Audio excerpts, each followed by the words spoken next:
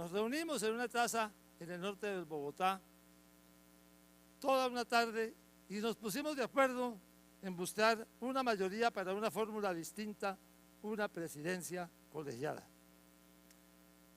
incluyendo, eso sí, un asiento para el Partido Liberal. No lo íbamos a excluir.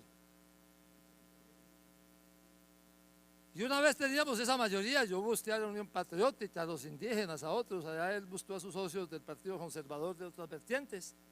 Armamos la mayoría y entonces le dijimos a los liberales, bueno, jóvenes, les toca 1/3 de la presidencia, no toda.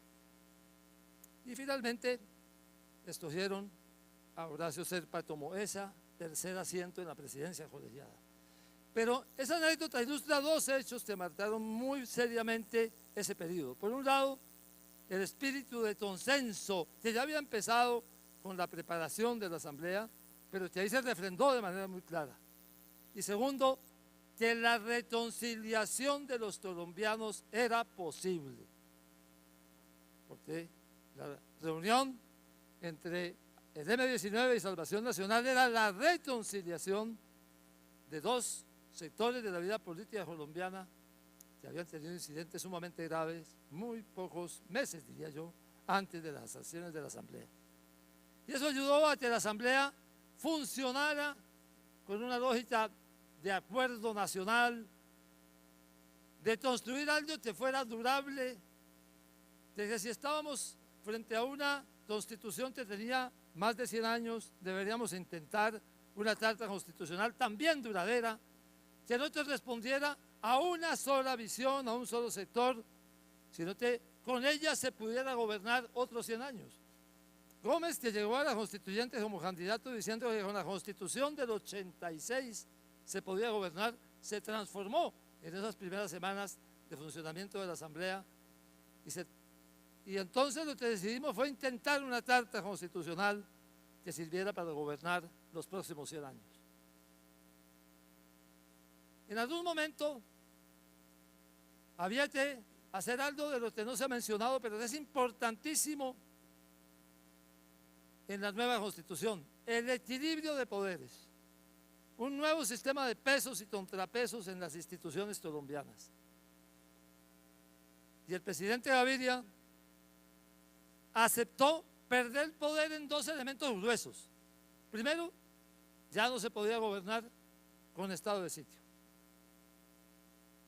Desde 1948 hasta 1991, más de 25 años de ese periodo pasaron con la vigencia del estado de sitio, que permitía legislar por decreto, que permitía restringir libertades, que permitía los juicios en consejos de guerra a civiles, que permitía mucho poder al ejercicio presidencial. Se limitó de manera sustancial todos esos poderes excepcionales del presidente. Y sabía el presidente Gaviria que le tocaban a él, que él inauguraba ese nuevo esquema. Y lo aceptó porque quería una reforma de las instituciones que fuera de largo plazo y que fuera democrática. Y el otro, además de lo que se ha mencionado de la no reelección, es la limitación de los poderes presidenciales para emitir moneda. La creación de la Junta Directiva del Banco de la República como ente autónomo. Cualquiera de nosotros que está en un gobierno sabe cómo le gustaría poder tener la imprenta del Banco de la República sometida a un simple decreto del mandatario, para poder ayudarle a tanta gente que tiene necesidades de inversión pública, para poder ayudarle a las ideas que uno representa. Pues bueno, esa limitación también se aceptó de buen agrado por parte del presidente de la República y, por supuesto, es uno de los cambios importantes que le quitan poder a la figura del presidente en búsqueda de un nuevo sistema y un nuevo equilibrio de pesos y contrapesos en el marco constitucional. Y la última anécdota, que también ha tenido consecuencias posteriores, es cuando tuvimos que resolver la propuesta que, por cierto, hice yo el día de la instalación de la Asamblea Constituyente, de disolver el Congreso y llamar a nuevas elecciones. Yo recuerdo que el presidente del Senado en aquella época, el doctor Aurelio Iragorri, dijo que iba a correr sangre por las escalinatas del Capitolio. Una exageración bien caucana esa, pero ese era el espíritu, ese era el sentimiento de los congresistas que habían sacado 9 millones de votos en marzo, y que unos señores con 3.700.000 votos en diciembre simplemente disolvían el Congreso. Y había ya un tema sumamente popular en la opinión pública, pero sumamente sensible. Y ahí dimos una vuelta y finalmente coincidimos. Yo recuerdo cuando me invitó a almorzar a la casa, pues allá al Palacio de Nariño, a la casa del presidente, y le dije: presidente, la Alianza Democrática M19 ha decidido por unanimidad que para poder disolver el Congreso se autoinhabilita, nos autoinhabilitamos. No es algo que vamos a negociar, no es una concesión, es una convicción de que uno no puede legislar en causa propia. Y nos autoinhabilitamos. Finalmente ese ha sido un tema de discusión con los amigos del doctor Álvaro Gómez, que consideran que por eso, y tal vez por eso, el Congreso elegido en el año 1991 resultó tan parecido al de 1990, y el nuevo Congreso resultó no tan nuevo. Pero yo estoy convencido que el error no está en esa autoinhabilidad, eso está bien, eso habla del espíritu de los constituyentes, eso habla de la necesidad, de la generosidad de la historia, que no es muy común en los políticos, pero que fue de alguna manera la marca de fábrica de ese periodo excepcional de la historia de Colombia. El presidente Gaviria dice: yo no quiero ser reelegido si así lo deciden los constituyentes, ni puede haber ninguna ventaja para mí. Los constituyentes decimos: vamos a disolver el Congreso, pero no nos vamos a presentar como candidatos.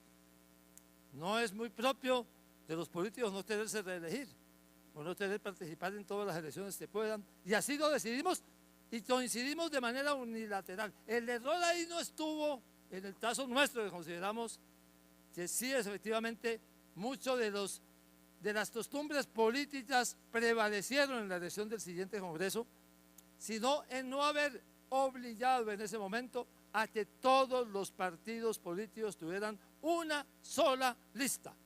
Finalmente nos ganó la operación Avispa. Se ríe ya el doctor Serpa. Pero eso no lo inventó usted, por eso venía desde la época en que eligieron constituyentes que fueron por operación Avispa. Pero la verdad, otra hubiera sido la historia del Congreso colombiano si nos hubiéramos ido con listas que en ese momento todo el mundo consideraba que debieran de ser cerradas y bloqueadas a las elecciones del Congreso de octubre de 1991. Pero bien, quiero decir que ese momento de la constituyente fue un momento excepcional, que para no entrar en detalles diría que la Constitución en su espíritu sigue 20 años después tan campante en sus elementos centrales, que va a durar mucho más de los que vamos a durar, por lo menos algunos de los que estamos en este salón, que ese momento es muy difícil de replicar. Desde ese punto de vista, varios intentos o varias propuestas que han habido de hacer una nueva constituyente, creo que no corresponden a la misma necesidad histórica y a las mismas condiciones que llevaron a que esa constituyente fuera lo que fue: incluyente, transformadora, de algún modo revolucionaria. Y finalizaría diciendo que la contribución más importante a la paz de la Asamblea Constituyente del 91 no fue solamente la desmovilización del EPL, del PRT, del Quintín-Dame, la reconciliación de Salvación Nacional del M19, sino sobre todo la construcción de un cuerpo institucional que hace que sea absolutamente imposible justificar para cualquiera que quiera hacerlo el alzamiento armado en Colombia en las condiciones actuales. Si podía tener alguna razón el alzamiento armado cuando había estado de sitio permanente, cuando había consejos de guerra verbales para civiles, cuando había solamente 2 partidos, cuando el presidente era hiperpoderoso, cuando se podían limitar de manera indefinida y por periodos largos los derechos de los ciudadanos. Cuando había una democracia restringida, en la Constitución de 1991 hay un cuerpo institucional democrático, incluyente, que definitivamente hace que nadie pueda justificar de nuevo el alzamiento armado en Colombia. Muchas gracias.